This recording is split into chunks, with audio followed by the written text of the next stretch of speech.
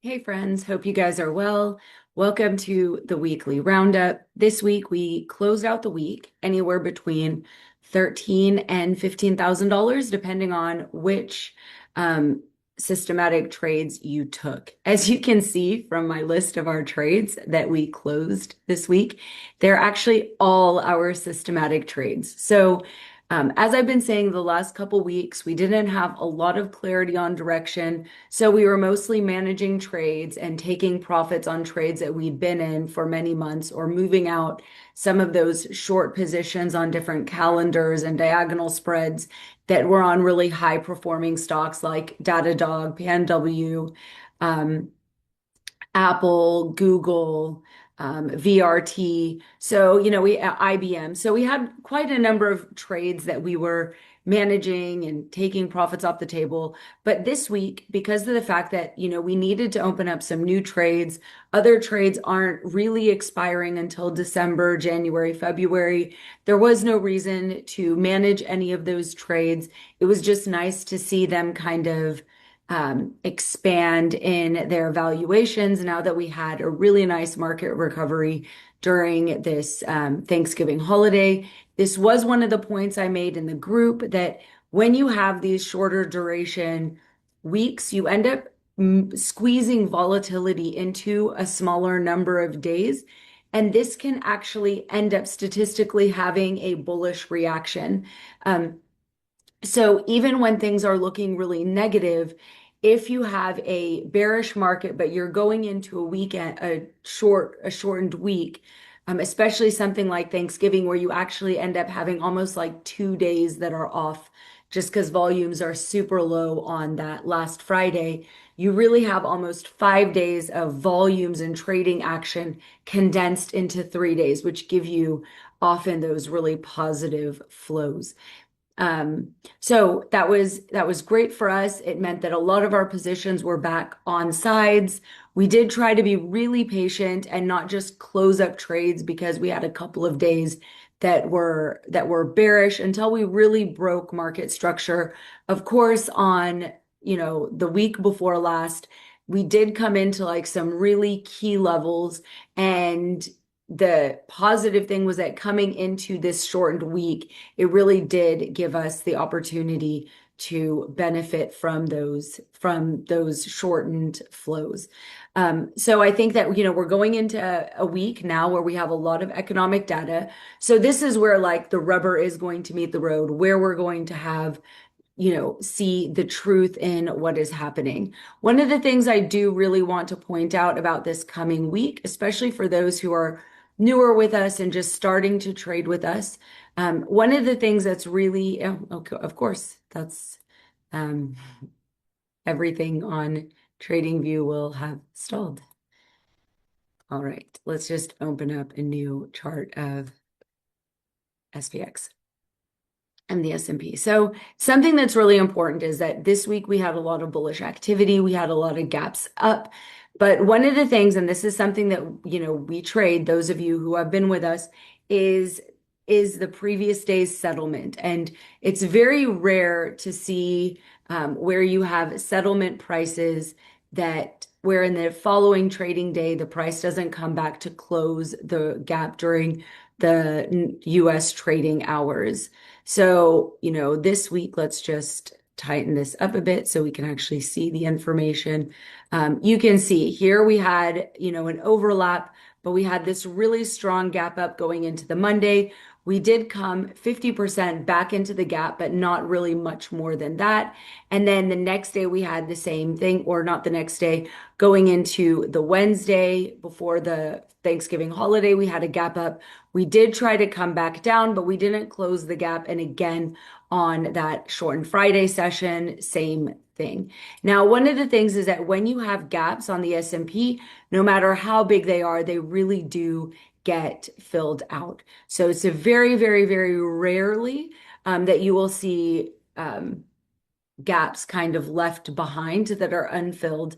So for me, this does kind of give us a point of caution because we do literally have a gap all the way back on the kind of the first day that we created that bottom, and then we had two further gaps. So one of the things you will notice for those of you who have been trading with us now, for a long season, is that a lot of our settlement butterflies did not, they were actually our biggest loss this week. So you can see here, the call broken wing butterfly, the long put butterfly, long put butterfly. Now, not these are like if you would have left it until the very end of day, you never would have managed it, because often these settlement butterflies are so inexpensive, it's not worth it to use up day trades if you're under that $26,000 PDT level or $25,000 PDT level. But if you're over that threshold, you can manage these trades most often in order to close them for less than a complete loss. But they are relatively inexpensive. So even if you had to take a loss on those trades, you'll likely make up the money on the other trades. So this week, as you know, we did close the week out between $13,000 and $16,000, depending on how you managed your other butterflies. And you can see here that, there's a significant amount of green, and a lot of the days that green is actually quite, quite hefty. So, that's one of the reasons why I do like it when people are able to trade multiple of the systematics and not just focus on one, because there are going to be seasons where one type of systematic trade is really pulling very, very strongly, and another systematic trade is maybe not pulling its weight as aggressively. And so in the balance of things, you continue to be green week over week, even if one strategy maybe isn't as productive as a different strategy. Now, of course, with the settlement long butterflies, you could have managed these trades and they would not have been 100% loss. So they could have you could have actually gotten out at profit when we did come and try and close those gaps. But you did need to really be on top of it because of the fact that, then quite quickly we had very strong bullish activity. So they did need to be managed. So one of the other things, that we've been talking about more recently is that for those who are above the $25,000 mark and they are taking all of the systematic trades, that, some of the trades we do allow them to run all the way until end of day, and we just allow them to expire because they have a really high win rate, because they have really high returns when you do that.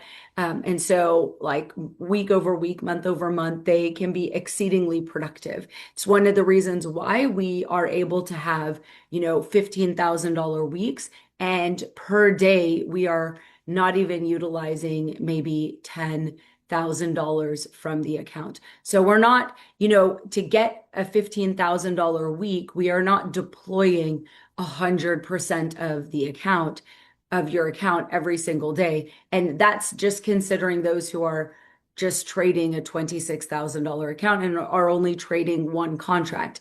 There are people in the group that are trading multiple contracts because they've been doing these strategies for a very long time. So you can imagine if the productivity is $16,000 return on a $26,000 account, even with a $30,000 account, you could actually increase from 1 to 2 contracts and your productivity would essentially double. So, this is something that, with using multi-leg option strategies, is that first of all, you don't have to use an excessive amount of your account in order to get these returns. And you don't need to expose your entire account to kind of get those gains.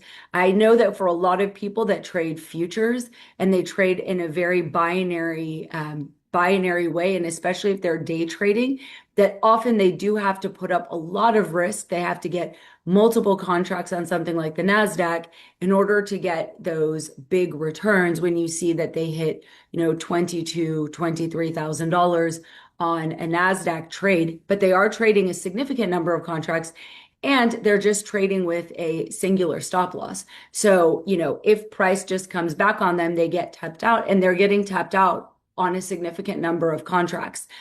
Where with multi-leg option strategies, we have so many legs. We are long and short the market at every single occasion that as the market moves, these trades can be managed so that you can significantly minimize a loss.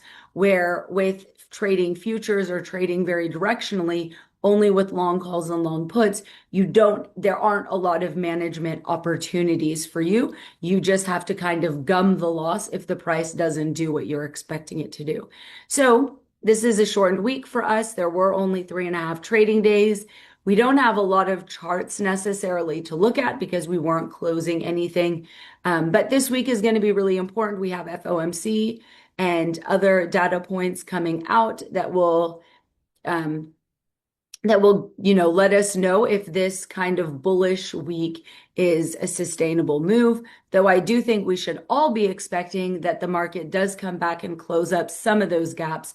That would be a very natural way for the price action to take place. So even if we were to do something like this, where we kind of pull back in and close some of this and then get, the next leg up, that doesn't change the market structure. It is very reasonable for us to kind of close up these gaps. Now, if we try to come all the way back and close this, then, that does start to put this move, in question. But we have to be realistic that, this is where on the daily chart, this is where we have our protected low. So, as long as we're above that, we're still, we still have, well, I guess this technically isn't yet a higher high, and we still have lower lows. So we do want to be cautious, but my expectation is that we do something more like this, where we pull back, clean up some of these gaps, and then we get some additional strength and then keep going. We've had a lot of institutional buying over the last week on that really strong red candle, just like we did back here. So I think that, and then, we held at a really key level. We never closed, had a true body close below this previous protected low down here. I guess right here we kind of peaked below and then popped back up. So I think that, till now we still, we have to be honest. We do have what is looking quite constructive. We're back at 68.50. We're very, very close to all-time highs at the 69.30. So the fact that, we came up to near the all-time highs, traded away from it, and now are coming back after really holding these lows. I think that, we still have a very productive market, and we are going into one of the most bullish seasons of the year. So I think that, there's a lot of bear porn out there. But I think that, just keep your wits about you, trade what's on the chart. Don't trade what you want. Don't trade what you desire. Just trade what's there and do that cautiously. Don't throw 90% of your account into SPY leaps. That's probably not the most productive way to utilize your money at so close to all-time highs. But, there are ways to participate in these rallies. I do hope that in this coming week, we'll have more systematic trades.